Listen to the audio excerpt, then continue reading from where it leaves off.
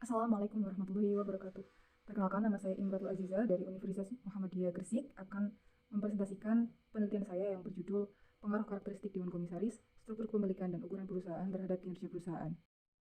Penelitian ini bertujuan untuk menguji pengaruh karakteristik Dewan Komisaris, struktur kepemilikan dan ukuran perusahaan terhadap kinerja perusahaan pada perusahaan sektor properti dan real estate yang terdaftar di Bursa Efek Indonesia. Populasi penelitian ini adalah 65 perusahaan sektor properti dan real estate yang terdaftar di BEI pada periode tahun 2018, 2019, dan 2020. Data penelitian ini diperoleh dari laporan tahunan perusahaan. Berdasarkan metode purposive sampling, sampel yang diperoleh sebanyak 17 perusahaan. Hipotesis dalam penelitian ini diuji menggunakan metode bootstrapping dengan menggunakan alat Smart PLS 4. Hasil penelitian ini menunjukkan karakteristik Dewan Komisaris dan struktur kepemilikan tidak berpengaruh terhadap kinerja perusahaan. Ukuran perusahaan berpengaruh terhadap kinerja perusahaan. Latar belakang dalam penelitian ini yakni dalam rangka mencapai tujuan perusahaan, yaitu memperoleh laba, perusahaan harus memperhatikan segala aktivitas perusahaan agar mencapai kinerja yang optimal. Para pemilik perusahaan mewakilkan kepada manajemen yang ditunjuknya dengan harapan dapat meningkatkan efisiensi dari kinerja perusahaan, sehingga meningkatnya kinerja perusahaan dapat meningkatkan laba yang dihasilkan oleh perusahaan. Dalam proses memaksimalkan kinerja perusahaan, maka akan timbul beberapa konflik kepentingan antara pemegang saham dan manajer di perusahaan yang sering kali disebut sebagai masalah keagenan. Perbedaan kepentingan tersebut memberikan pengaruh terhadap kebijakan perusahaan yang berdampak langsung pada kinerja perusahaan. Fenomena penurunan kinerja perusahaan erat kaitannya dengan efektivitas dan keberhasilan manajer dalam mengelola sumber daya organisasi bisnis yang tercermin dari banyaknya laba yang dihasilkan oleh organisasi bisnis. Jika terdapat penurunan tingkat laba tahun ini dari tahun sebelumnya, maka menunjukkan bahwa terdapat masalah dalam operasional perusahaan. Tinjauan pustaka. Kinerja perusahaan merupakan hasil atau prestasi kegiatan manajemen dalam memanfaatkan sumber daya yang dimiliki untuk kegiatan operasional perusahaan selama periode waktu tertentu. Dewan Komisaris adalah organ perseroan yang bertugas melakukan pengawasan secara umum dan atau khusus sesuai dengan anggaran dasar serta memberi nasihat kepada direksi sesuai dengan kepentingan perseroan dan sesuai dengan maksud dan tujuan perseroan. Struktur kepemilikan adalah komposisi kepemilikan perusahaan berdasarkan perbandingan jumlah saham yang dimiliki oleh orang dalam atau insider dengan jumlah saham yang dimiliki oleh investor. Ukuran perusahaan merupakan ukuran suatu perusahaan berdasarkan dari besarnya jumlah aset yang dimiliki oleh suatu perusahaan. Landasan teori dari penelitian ini yakni teori agensi. Teori agensi merupakan teori yang dikemukakan oleh Jensen dan Mackling pada tahun 1976 yang menyatakan bahwa hubungan keagenan adalah hubungan kontrak di mana satu atau lebih prinsipal menyewa orang lain selaku agen untuk melakukan beberapa jasa untuk kepentingan mereka dengan mendelegasikan beberapa wewenang dalam hal membuat keputusan yang terbaik bagi prinsipal. Hubungan keagenan tersebut dapat menimbulkan kondisi ketidakseimbangan informasi atau asymmetrical information karena posisi agen yang memiliki informasi yang lebih banyak tentang perusahaan dibandingkan prinsipal. Permasalahan tersebut antara lain ada moral hazard dan adverse selection. Adanya agensi problem di atas menimbulkan biaya keagenan atau agensi cost, yang kemudian menurut Jensen dan Mackling terdiri dari the monitoring expenditure borne by the principal, kemudian the bonding expenditures borne by the agent, dan the residual loss. Kemudian, hipotesis yang diajukan dalam penelitian ini adalah yang pertama, Dewan Komisaris berperan sebagai pengawas kinerja manajemen dapat mempengaruhi pengelolaan manajemen. Apriliani dan Dewayanto pada tahun 2018 menyatakan bahwa dalam teori agensi dijelaskan bahwa manajer bertanggung jawab atas pengelolaan manajemen, sehingga ukuran Dewan Komisaris perlu ditentukan agar tercipta efisiensi dan peningkatan kinerja perusahaan.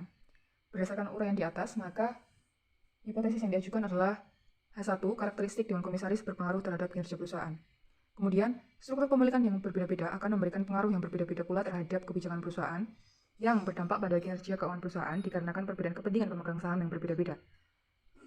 Pemilik saham mayoritas memiliki peran yang signifikan terhadap kinerja perusahaan karena mereka dapat mempengaruhi prosedur dan aktivitas perusahaan berdasarkan kepentingan mereka. Andarsari 2021 menyatakan bahwa struktur kepemilikan memiliki efek yang penting terhadap kinerja perusahaan, sehingga berdasarkan uraian di atas, maka hipotesis yang diajukan yakni H2, struktur kepemilikan berpengaruh terhadap kinerja perusahaan. Selanjutnya, ukuran perusahaan menunjukkan kemampuan perusahaan untuk menghasilkan laba. Semakin besar perusahaan, semakin besar keuntungannya. Penelitian yang dilakukan oleh Agasva dan Budiantoro tahun 2020 menunjukkan bahwa semakin besar ukuran perusahaan, maka semakin meningkat pula kinerjanya. Sehingga berdasarkan uraian di atas, maka hipotesis yang diajukan adalah sebagai berikut. H3, ukuran perusahaan berpengaruh terhadap kinerja perusahaan. Berikut adalah gambaran dari kerangka penelitian. ada X1 karakteristik Dewan Komisaris, kemudian X2 struktur kepemilikan, dan X3 ukuran perusahaan terhadap kinerja perusahaan. Selanjutnya ada metode penelitian. Populasi dalam penelitian ini adalah 65 perusahaan sektor properti dan real estate yang terdaftar di BI pada tahun 2018 sampai 2020. Kemudian berdasarkan metode purposive sampling diperoleh sebanyak 17 perusahaan yang dapat menjadi sampel penelitian. Jenis dan sumber data penelitian ini merupakan data dokumenter dengan sumber data sekunder berupa laporan keuangan. Variabel penelitian, variabel dependen atau terikat dalam penelitian ini yaitu kinerja perusahaan yang diukur melalui proksi ROA atau return on asset. ROA merupakan rasio profitabilitas yang mengukur kemampuan perusahaan untuk menghasilkan keuntungan dengan menggunakan total aset perusahaan. Berdasarkan penelitian oleh Prasetyo dan Dewayanto pada tahun 2019, untuk mendapatkan nilai ROA dapat dihitung dengan menggunakan rumus laba bersih setelah pajak dibagi dengan total aset. Kemudian ada variabel independen, yakni karakteristik Dewan Komisaris, struktur kepemilikan, dan ukuran perusahaan. Pada variabel karakteristik Dewan Komisaris akan diproyeksikan dengan beberapa indikator berikut, antara lain, satu ukuran Dewan Komisaris yang diukur melalui jumlah Dewan Komisaris dalam suatu perusahaan yang dilambangkan dengan box size.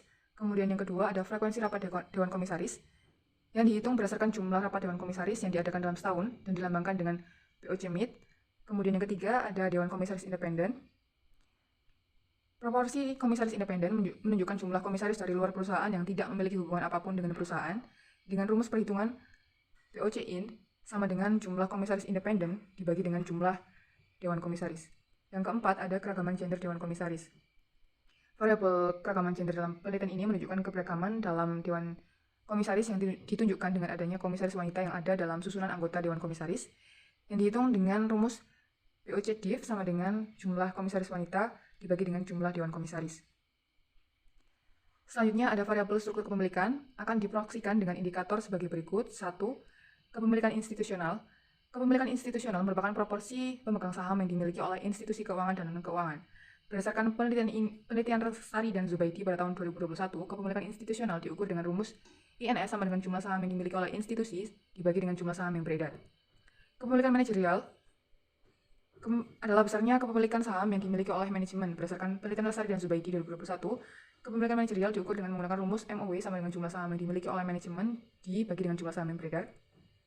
Kemudian kepemilikan publik merupakan jumlah saham yang dimiliki oleh publik selaku pihak eksternal. Nah, berdasarkan penelitian oleh Masito dan Hidayat 2018, kepemilikan publik diukur dengan KP sama dengan jumlah saham yang dimiliki oleh publik dibagi dengan jumlah saham yang beredar. Yang terakhir ada variabel ukuran perusahaan. Variabel ukuran perusahaan dihitung dengan rumus F size sama dengan logaritma natural total aset. Gambaran objek penelitian.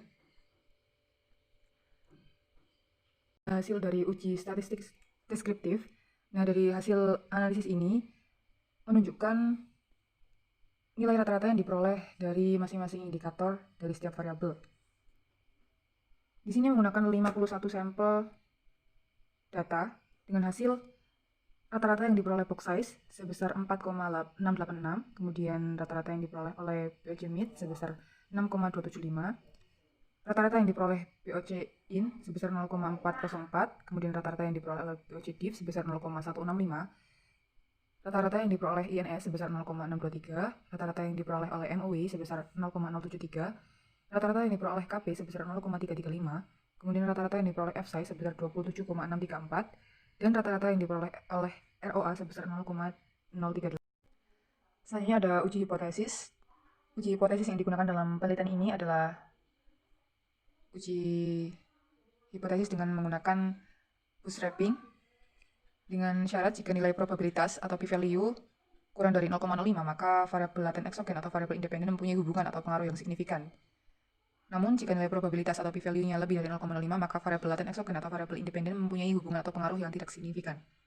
Pada tabel ini, maka dapat diketahui bahwa variabel kinerja perusahaan memiliki nilai p-value yang lebih besar dari 0,05, maka dapat dinyatakan tidak signifikan atau tidak berpengaruh. Kemudian variabel f-size memiliki nilai p-value sebesar 0,006, yang mana nilai probabilitasnya kurang dari 0,05, maka dapat dinyatakan berpengaruh. Kemudian ada variabel own memiliki p-value sebesar 0,340, yang mana probabilitasnya lebih dari 0,05, maka dapat dinyatakan tidak berpengaruh. Interpretasi hasil dari uji hipotesis tadi Yang pertama, variabel karakteristik Dewan Komisaris tidak berpengaruh terhadap variabel kinerja perusahaan sehingga H1 ditolak. Keberadaan Dewan Komisaris dengan berbagai karakteristiknya dalam suatu perusahaan bukan merupakan sebuah jaminan bahwa kinerja perusahaan akan semakin baik dan tidak akan terjadi kecurangan dalam laporan keuangannya. Nah, hal ini itu bertolak belakang dengan perspektif teori agensi yang menyatakan bahwa Dewan Komisaris dianggap sebagai mekanisme pengendalian internal tertinggi yang bertanggung jawab untuk memonitor tindakan manajemen puncak. Hal ini dapat terjadi karena kurangnya efektivitas dan efisiensi kinerja Dewan Komisaris dalam melaksanakan tugas dan tanggung jawabnya sebagai pengawas kinerja manajemen dalam mengelola perusahaan. Yang kedua, variabel struktur kepemilikan tidak berpengaruh terhadap kinerja perusahaan sehingga H2 ditolak. Hasil ini menandakan bahwa terjadinya konflik keagenan antara pemilik perusahaan dengan manajer perusahaan yang menyebabkan manajer perusahaan tidak dapat mengelola perusahaan dengan efektif karena disebabkan oleh terlalu besarnya pengaruh yang dimiliki oleh pemilik perusahaan. Manajer atau agen akan cenderung untuk mengikuti kemauan pemilik mayoritas karena mereka memiliki suara yang sangat berpengaruh untuk kebijakan perusahaan. Hal ini bertolak belakang dengan teori agensi yang menganggap bahwa struktur kepemilikan merupakan mekanisme untuk mengurangi konflik kepentingan antara pemegang saham dengan manajer. Yang ketiga, ada variabel ukuran perusahaan berpengaruh terhadap kinerja perusahaan sehingga H3 diterima. Semakin besarnya dana yang dikeluarkan baik dari modal sendiri maupun hutang untuk mempertahankan atau mengembangkan perusahaan akan berdampak baik bagi perusahaan dan menjadikan perusahaan konsisten dan mampu menghasilkan laba yang cukup. Ukuran perusahaan yang dilihat dari total aset mencerminkan stabilitas perusahaan dalam menjalankan operasi bisnisnya dan mempunyai kondisi keuangan yang stabil sehingga dinilai mampu dalam penciptaan laba. Kinerja perusahaan yang baik mampu mempengaruhi laba yang dihasilkan karena besarnya laba yang dihasilkan adalah tujuan perusahaan. Kesimpulannya, berdasarkan hasil analisis data dan pembahasan sebelumnya, penelitian ini menghasilkan kesimpulan sebagai berikut, yakni 1. Karakteristik dan komisaris tidak berpengaruh terhadap kinerja perusahaan sehingga H1 ditolak. 2. Struktur kepemilikan tidak berpengaruh terhadap kinerja perusahaan. Ukuran perusahaan memiliki pengaruh terhadap kinerja perusahaan. Keterbatasan dalam penelitian ini, yakni penelitian ini hanya menggunakan periode sampel selama 3 tahun periode, yakni 2015 sampai 2020 pelaporan keuangan saja. Kemudian perusahaan yang menjadi sampel hanya perusahaan sektor properti dan real estate yang terdaftar di BI. Dan saran bagi peneliti yang ingin melakukan penelitian serupa bisa menambahkan variabel kontrol untuk meningkatkan kualitas pengujian. Dalam hal ini, penelitian berikutnya dapat menambahkan umur perusahaan dan leverage. Selanjutnya, dalam penelitian ini hanya terbatas pada satu jenis industri saja, yaitu sektor properti dan real estate selama 3 tahun. Diharapkan penelitian selanjutnya bisa menggunakan industri berbeda seperti bahan dasar kimia atau gabungan seluruh industri pasar di pasar modal Indonesia. Sekian, terima kasih. Kurang lebihnya saya mohon maaf. Wassalamualaikum warahmatullahi wabarakatuh.